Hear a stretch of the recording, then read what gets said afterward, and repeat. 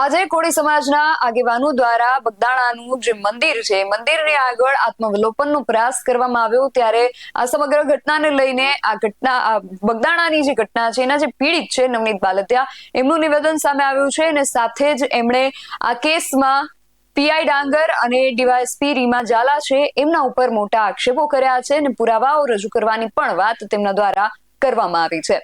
શું છે સમગ્ર વિગત જાણીએ આ અહેવાલમાં। જય હિન્દ। BSN TV ન્યૂઝ પર આપની સાથે હું છું નિધિ ગઢવી। નવનીત બાલદિયા સાથે જ્યારે પત્રકારો દ્વારા વાતચીત કરવામાં આવી ત્યારે એમણે આજે જે આત્મવિલોપનનો પ્રયાસ કરવામાં આવ્યો હતો તેને લઈને પણ પ્રતિક્રિયા આપી છે અને એ સિવાય આ કેસની શરૂઆતમાં તપાસ કરનારા પીઆઈ ડાંગર અને ડીવાયએસપી રીમા ઝાલા ઉપર તેમણે આક્ષેપો કર્યા છે અને એમનું કહેવું છે કે આ જે બંને પોલીસ અધિકારીઓ છે એમને પણ આ કેસની અંદર સહ આરોપી બનાવવામાં આવે અને એમણે ત્યાં સુધી કહ્યું છે કે જે પીઆઈ ડાંગર છે એમની બદલી કરવામાં આવી છે એ બદલી પૂરતી નથી, એમને સસ્પેન્ડ કે ડિસમિસ કરવા જોઈએ ત્યાં સુધીની વાત નવનીત બાલદિયા દ્વારા કરવામાં આવી રહી છે। સૌથી પહેલા તેમની સીધા સાંભળીએ કે તેઓ શું કહી રહ્યા છે। આજે કોળી સમાજના જે યુવાનો છે તેને આત્મવિલોપનનો જે પ્રયાસ છે તે કરવો છે એ યોગ્ય કેટલો ન્યાય એનાથી મળશે, શું કહેવું? આત્મવિલોપન કરવો એ કોઈ ન્યાયનો માર્ગ નથી। હું સમાજના દરેક મિત્રોને અપીલ કરું છું કે આપણે ન્યાય માટે કાયદા કાનૂન રીતે લડશું, સમાજને એક કરીને સાથે રાખીને। આવું આત્મવિલોપન કરીને આવું કરીને આપણે ન્યાયની ઓલી નથી એક રીત।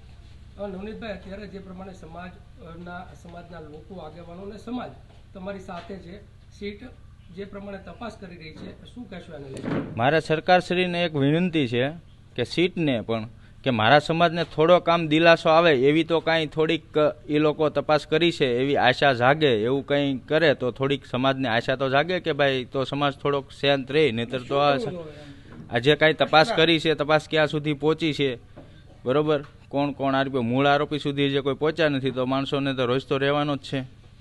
એમ કંઈક સરકારને હું એવી રિક્વેસ્ટ કરું છું કે ભાઈ થોડીક કામ સમાજને થોડીક આમ આશા રહી કે ભાઈ હાલો જે કાંઈ તપાસ થાય છે યોગ્ય દિશામાં થાય છે એવી તો કાંઈ પણ તો થોડી જ હજી દિલાસા મળે એવી હું અપીલ રાખું છું।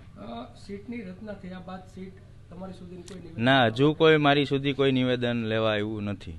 શું આશા અપેક્ષા રાખો છો? કેમ કે પાદરી ભંબર અને તળાજા તાલુકાના જે ગ્રામ્ય વિસ્તારોમાંથી પણ સીટ દ્વારા તપાસ છે તે કરવામાં આવી, શું કહેશો? હા, એ તો કોઈ જો એમાં તપાસમાં જે ખુલતા છે એને લેતા હશે, બરોબર, અમને તો કોઈને કાંઈ ખબર નથી। અમે તો મીડિયાના માધ્યમથી જે કાંઈ સાંભળીએ છીએ અને જોઈએ છીએ, બાકી અમારા સુધી જે કોઈ આવ્યું નથી પૂછવા માટે। બે પીઆઈને પણ સમન્સ આપ્યો છે સીટે, 17 તારીખે તેને જવાબ માટે બોલાવ્યા છે, આને કેવી રીતે જોવો? એ તો એની ભૂલ છે, જાણે જ છે પહેલેથી, ભેગા છંડોવાયેલા છે।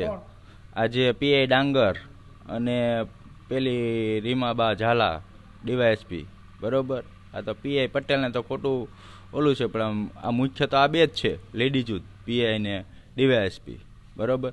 તો એને હું તો મારી તો એવી માંગણી છે કે આ સહ આરોપી બન્યું છે, એની કોલ ડિટેલ તપાસી, જે કાંઈ આ બધો ઓડિયો ક્લિપ ને બધું આપણે જોવો જ છો કે પહેલેથી કેટલું એને પોલીસે બધું આમથી આમ ભાંગરો વાઢ્યો છે, બરોબર। તો એમાં હું મારી તો એવી માંગણી છે કે આ બે પણ ભેગા સહ આરોપી બનવા જો, આરોપીને એટલું ઓલું કર્યું છે તો મારી તો એવી માંગણી છે।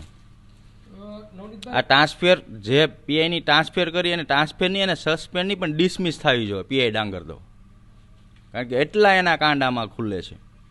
બીજા શું પુરાવા તમારી પાસે આમાં? બીજા પુરાવા તો છે, પણ જ્યારે પોલીસ મારી પાસે આવશે ત્યારે હું પુરાવા આપીશ, કારણ કે તમે ને હું મીડિયા મિત્રો સાથેથી આપણાથી તો કઈ વસ્તુ થવાની નથી। જે કાંઈ કરશે તપાસ અધિકારીઓ જ કરવાના છે, આપણે મીડિયામાં જાહેર કરીને જે આરોપીઓ છે એને બધા જે કાંઈ એને પુરાવાનો નાશ કરે એવું આપણે જાહેર કરીને શું કામ કરવું છે, બરોબર। બાકી જ્યાંથી ષડયંત્ર રચાણું છે, જ્યાં સુધી માનો કે છેલ્લે લાસ્ટનો વિડીયો છે કે ભાઈ શરૂઆત એણે ફોનથી કરી છે, તો ત્યાંથી છેલ્લે લાસ્ટમાં જે એ બધા ભેગા થયા છે છેલ્લે વિડીયો ઉતાર્યો છે કે આરોપીઓ બધા અમે મારીને સારું કામ કાંઈ કરીને આવ્યા એવો બધો વિડીયો વાયરલ કર્યો છે એ લોકો એના ફાર્મનો, બરોબર। તો પછી પહેલેથી છેલ્લે સુધીની મને તો ખબર જ છે, પોલીસ એ દિશામાં મને જ્યારે એસઆઈટી પૂછવા આવશે ત્યારે હું કહીશ કે ભાઈ આ રીતે આની તપાસ કરો એટલે આ રીતે બધું ખુલશે, બરોબર। એ બધા પુરાવા છે તમારી પાસે? હા, બધા પુરાવા છે આપણી પાસે। અને અત્યાર સુધી જે કાંઈ પુરાવા આપ્યા છે મેં જ આપ્યા છે, પોલીસે ક્યાંથી ગોત્યા છે? આ જે ઓડિયો ક્લિપો છે જે મારા તરફથી જ બધી થઈ છે, જે વિડીયો વાયરલ કર્યો છે એ લોકો પાસેથી મેં જ લીધો છે. તો હજી સુધી મને પોલીસ કેમ પૂછવા નથી આવી ભાઈ એસઆઈટી વાળા કે આ જે વિડીયો વાયરલ કર્યો છે કોની પાસેથી મેળવ્યો છે? બરોબર, મેં જ પોલીસને પીઆઈ ડાંગરને આપેલો છે. એમણે આત્મવિલોપન કરનારા જે કોળી સમાજના આગેવાનો હતા તેમને લઈને પણ વાત કરી છે કે આવા પ્રયાસો ન કરવા જોઈએ. આપણે જે પણ કાયદાકીય લડત છે એ આપીશું. આ જે ઘટના બની તેને એમણે વખોડી છે. એની સાથે ડીવાયએસપી રીમા ઝાલા અને પીઆઈ ડાંગર પર તેમણે આક્ષેપો કર્યા છે. એમનું કહેવું છે કે આ બંનેને પણ આ કેસની અંદર સહ આરોપી બનાવવા જોઈએ અને સાથે પીઆઈ ડાંગરને ન માત્ર એમની બદલી કરવી જોઈએ પરંતુ એમને સસ્પેન્ડ કે ડિસમિસ કરવા જોઈએ. ત્યાં સુધીની વાત નવનીત બાલદિયા દ્વારા કરવામાં આવી છે. એમણે એ પણ જણાવ્યું કે હજુ સુધી એસઆઈટી ની ટીમનું ગઠન થઈ ગયું છે, એસઆઈટી તપાસો કરી રહી છે, પરંતુ એસઆઈટી મારા સુધી હજી કોઈ પણ પ્રકારની પૂછપરછ કરવા માટે નથી આવી. મારી પાસે બધા જ પુરાવાઓ છે જે હાલ હું મીડિયા સમક્ષ રજૂ નથી કરી રહ્યો, પરંતુ જ્યારે એસઆઈટીના અધિકારીઓ કે એસઆઈટીની ટીમ મારી પાસે આવશે ત્યારે હું બધા જ પુરાવાઓ તેમની સમક્ષ રજૂ કરીશ. ત્યારે હવે ખાસ બધાની નજર એના પર રહેશે કે એસઆઈટી ક્યારે નવનીત બાલદિયા સાથે વાતચીત કરે છે, કારણ કે એ પણ પ્રશ્નાર્થ છે કે જે આ ઘટનાના મુખ્ય પીડિત છે એમની સાથે એસઆઈટી હજુ સુધી કોઈ વાત નથી કરી.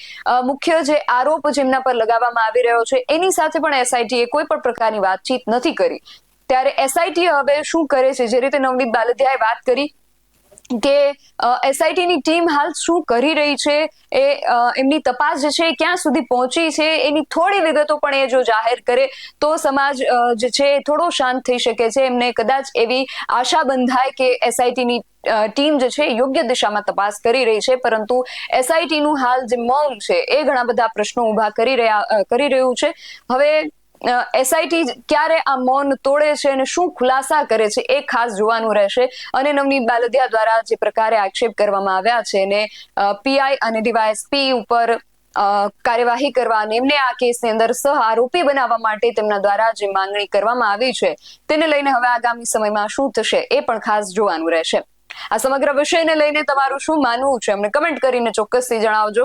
આવા જ વધુ અહેવાલો સાથે મળતા રહીશું. તમે મારી યુટ્યુબ ચેનલને સબસ્ક્રાઇબ કરવાનું અને અમને ફેસબુક અને ઇન્સ્ટાગ્રામ પર ફોલો કરવાનું ભૂલશો નહીં. બાકી અવનવી અપડેટ્સ માટે આપ જોતા રહો BS9 TV ન્યૂઝ. નમસ્કાર.